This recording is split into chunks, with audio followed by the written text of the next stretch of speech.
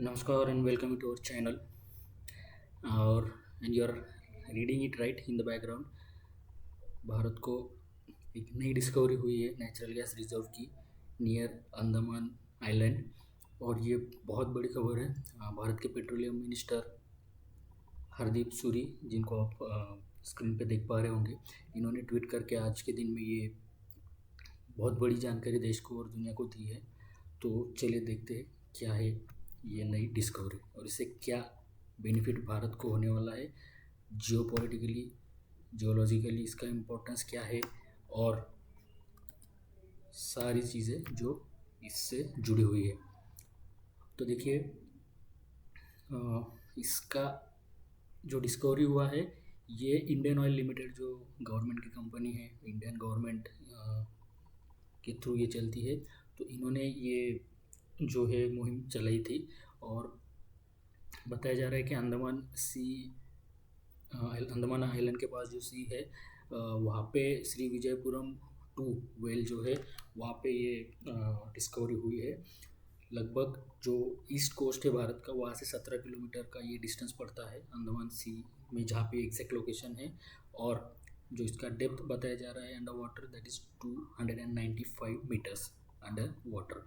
सो the ये जो well है, ये जो कुआं है, ये ड्रिल किया गया था और इसका जो टारगेटेड डेप्थ था दैट वाज 2650 मीटर।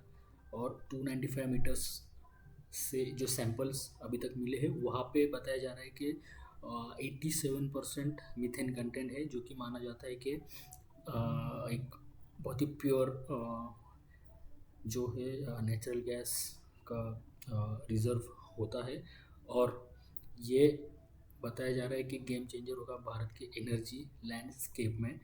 अगर आप लोग जियोपॉलिटिक्स को ठीक से फॉलो करते हो तो आपको पता होगा भारत की जो जियोपॉलिटिक्स है बहुत हद तक डिपेंड होती है भारत के एनर्जी डिसीजंस पे और एनर्जी डिपेंडेंसीज पे। आज के समय पे अगर सबसे ज़्यादा भारत के लिए कुछ चिंता का विषय बना हुआ है तो वो है यूएस टैरिफ। और वो यूएस टैरिफ इसीलिए है क्योंकि हम सस्ता crude oil natural gas Russia से खरीद रहे हैं। और क्यों खरीद रहे हैं? क्योंकि हमारा अपना जो नेचुरल बेसिकली एनर्जी रिजर्व्स हमारे पास है, वो देखिए, ऐसा नहीं कि हमारे पास नेचुरल रिजर्व्स है नहीं, बट उनको एक्सप्लोर अभी तक हमने ठीक से किया नहीं है। और ये मैं कहूँगा बहुत ही चिंताजनक बात थी।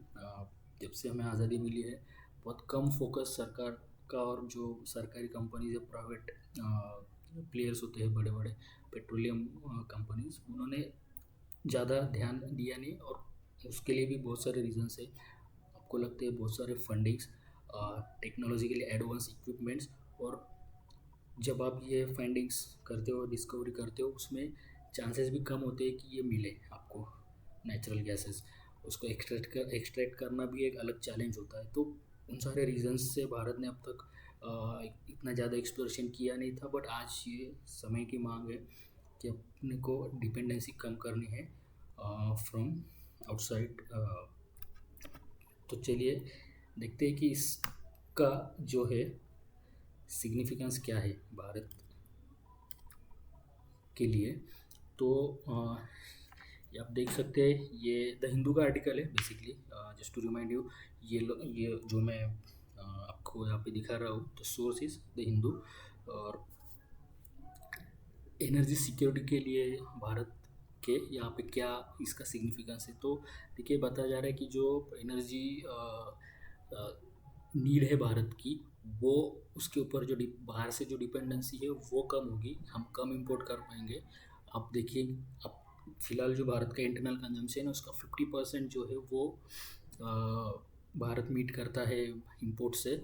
और सरकार का अब देखेंगे तो एक टारगेट है कि 2030 तक 15% से उसको कम करना है। यानी हम डिपेंडेंसी जो है बाहर से, वो 35% के आसपास रहेगी।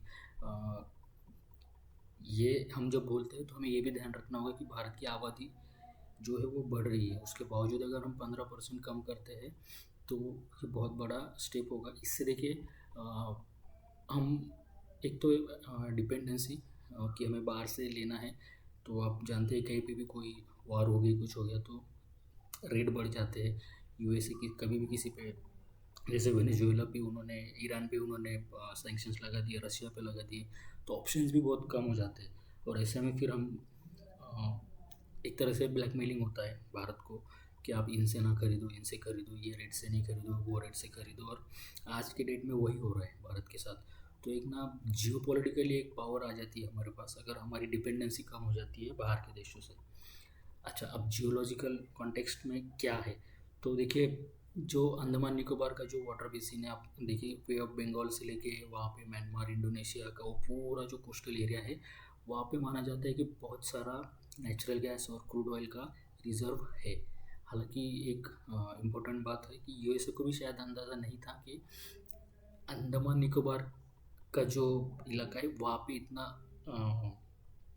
नेचुरल गैस का रिजर्व हो सकता है। बाय द वे, इंडोनेशिया ने बहुत साल पहले उनका जो कोस्टल एरिया है वहाँ पे जो डिस्कवरी हुई थी उसका बहुत अच्छे से फ़ायदा उठाया है। बहुत अच्छे से एक्सप्लोरेशन उन्होंने करके वहाँ से नेचुरल गैस एक्सट्रैक्ट किया है। म्यांमार में जब ये फाइंडिंग हुई थी, म्यांमार कर नहीं पाया, और आज की डेट में जो हालत है म्यांमार की इंटरनल पॉलिटिकल जो भी देश में चल रहा है, लगता नहीं कि वहाँ पे ज़्यादा कुछ वो लोग कर पाएंगे। फ्यूचर एक्सप्लोरेशन का अ, तौर पे इसका क्या भारत को फ़ायदा होगा वो, और भारत क्या सोच रहा है इसके बारे में ये देखते हैं। तो देखिए भारत ने एक deep water exploration mission start किया है, जो कि मुझे लगता है बहुत ज़रूरी और बहुत इम्पोर्टेंट स्टेप है टुवर्ड्स रिड्यूसिंग द डिपेंडेंसी। और जैसे मैंने पहले कहा कि जो हाइड्रोकार्बन रिजर्व्स है इस इलाके में, वो माना जाता है कि that is sufficient to fulfil the India's internal consumption. तो ये जो डिस्कवरी है ये गवर्नमेंट की स्ट्रेटेजी से अलाइन भी करती है। और देखिए जब आपको सक्सेस मिलती है, आप एक्सप्लोर करते हो इतना सारा मशीनरीज, इतने सारे फंड्स एलोकेट करते हैं, और उसके बाद जब आपको उसका रिज़ल्ट, पॉजिटिव रिज़ल्ट आता है, तो गवर्नमेंट और ज़्यादा फंडिंग देने में हिचकिचाता नहीं है। तो भविष्य में इसको लेके बहुत ज़रूरी निर्णय सरकार भी लेगी। और देखिए ऐसा नहीं कि ये आज अगर डिस्कवरी हुआ है या सैंपल सक्सेसफुली इन्होंने टेस्ट किए तो कल से हम एक्सट्रैक्ट करना शुरू करेंगे, ऐसा नहीं है। वहाँ पे बिडिंग होगी, उस टेक्नोलॉजी, वो टेक्नोलॉजी जो वहाँ से एक्सट्रैक्ट करने की है वो किन किन प्लेयर्स के पास है, यानी जो भी बड़े बड़े कंपनीज़ है उनमें से कौन ये कर पाएगा, बिडिंग कैसे होगी, गवर्नमेंट को इसमें से कितना बेनिफिट मिल पाएगा। तो ये सब उसमें देखिए इट्स अ प्योर बिजनेस। तो ये ऐसे रातों रात नहीं होगा, बट यहाँ पे एक पॉजिटिव बात है कि हम आज के डेट में जो इन्वेस्टमेंट किया है उसका नतीजा मिला है, और आने वाले समय में यहाँ पे ज़रूर एक्सप्लोरेशन करके इसको एक्सट्रैक्ट भी किया जाएगा। तो what are the next steps. तो जैसे मैंने कहा कि the initial findings are promising, और फर्दर असेसमेंट इस पे होगा, उसमें कितना साइज़ है, कितना क्वांटिटी में ये गैस रिजर्व्स है, तो ये सब अभी और एक्सप्लोरेशन करने हैं। बट जैसे मैंने कहा कि the first step is very promising, और आगे चल के सबका कॉन्फिडेंस भी हाई रहेगा।